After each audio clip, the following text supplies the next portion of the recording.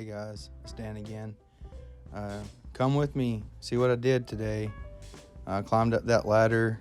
I looked at these high voltage lines. I was like, yeah, need to steer clear. Looked around over here. Seen some equipment on the roof, but this is the one I'm working on. 15-ton split rub. So I was working with the fire alarm people, and this one had a code on it. It's a single compressor, 15-ton split heat pump. So I was looking around, and it's not sending power. So I see this fuse tripped right here on the transformer. So again, big part of my life is taking off doors. So I'm taking this door off, and I reset it, and it started and stopped really, really hard. It thought something sounded like the compressor. So I immediately, just while I had the door off, I just go to poking around, making sure we don't have voltage, or making sure everything's dead. And then I go to the compressor to ohm it out. So a compressor is nothing more than a motor that compresses anything. A compressor can compress air. A compressor can compress water. But in this application of refrigeration, it's compressing a refrigerant. People call it Freon or Puron, or some people even call it coolant, and that's fine. But the main component is this compressor, and it's a motor inside of there. And the way you test it to make sure that it's electrically sound is through the resistance of the windings.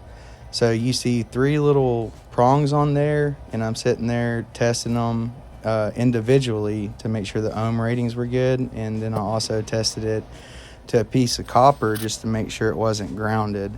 So that hard start, it wasn't grounded, and it had good ohms, and it wasn't at lock rotor amp, so the compressor's fine. So I go back to start troubleshooting for direct to ground shorts, because the control transformer's blowing. So I did, and I found a grounded circuit on the orange wire, which is your W1 call for your heat pump. So I reset it, and I isolated it, and then boom, here in a second, yeah, it just tripped again. So pesky control transformer, it will always get you. So I had to go down to go to the air handler, and I looked down again.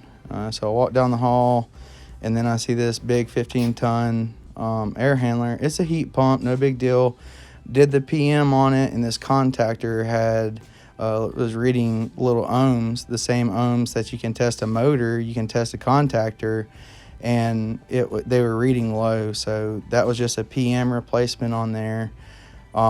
So join me on replacing a contactor. So contactors are nothing more than a light switch. If you want anything to do anything, it has a switch on it. Couple examples: to turn your phone on, you have to hit a button, right? To turn your light on, you have to turn a light switch on. When you pull down on a fan, it turns the fan on and off. Those are all switches, and the world's full of switches. They're everywhere. So this is a big switch. Long story short, it tells the blower to come on. Whenever you turn the thermostat on for the air conditioner or the heat, this switch closes, and it makes a circuit to power the blower motor. And contactors are, an important part of your system. You can measure them to see how the health is of them. And in this case, when I was doing just my checks just to make sure everything was good, I saw that this one was weak. So I went ahead and replaced it just to make sure that nothing would happen in the future. And when I walked up on it, I heard it chattering real hard. It would come on and come off and come on and come off. And that's probably the engaging from it slamming on and off, on and off. That's probably what caused the coil to go bad. But yeah, I just took the wires off, and just changed a part out. The air conditioner work isn't hard. The environment it definitely is extreme environments at time, and it's physically very difficult, but you really don't have to be a rocket science to do this. You really just need to just have a will and want to do it. And I just wanted to share with y'all sort of what I do today. So yeah, we replaced a contactor, and just for troubleshooting purposes on this, I pulled the motor leads off just so I wouldn't do anything to hurt the motor.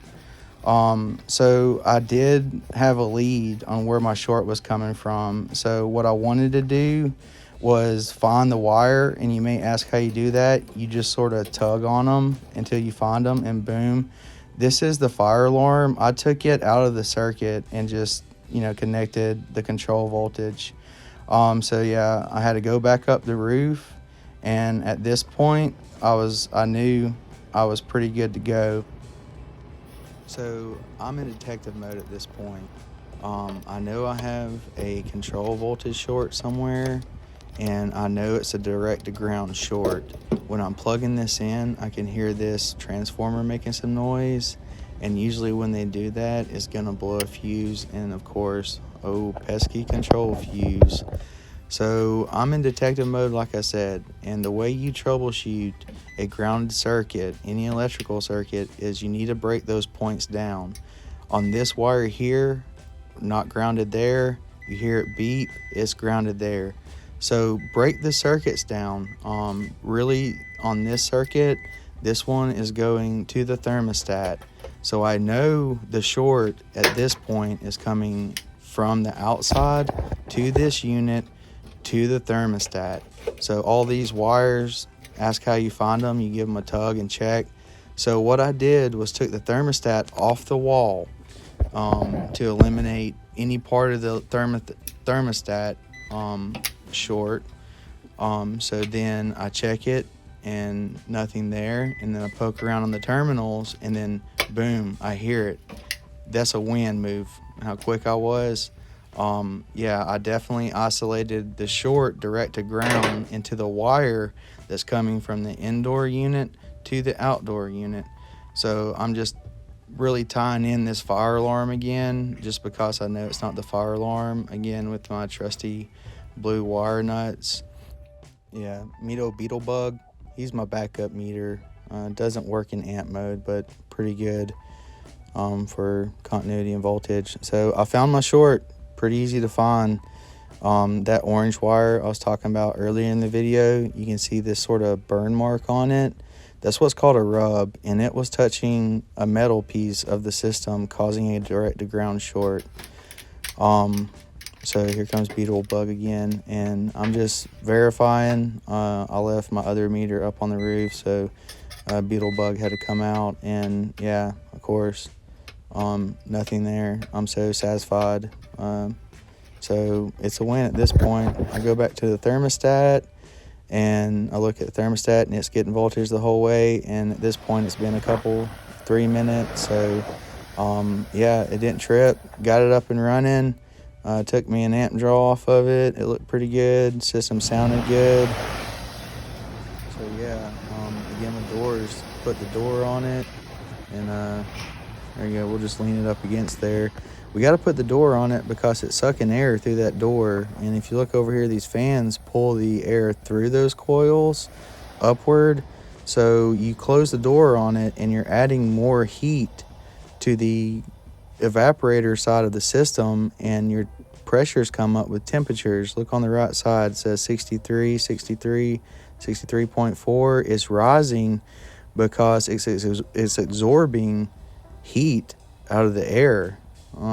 It's a heat pump. It quite literally blows my mind. So I watched it run. It was cold outside. It was like 50 degrees. It was running 70 psi. It looked pretty good.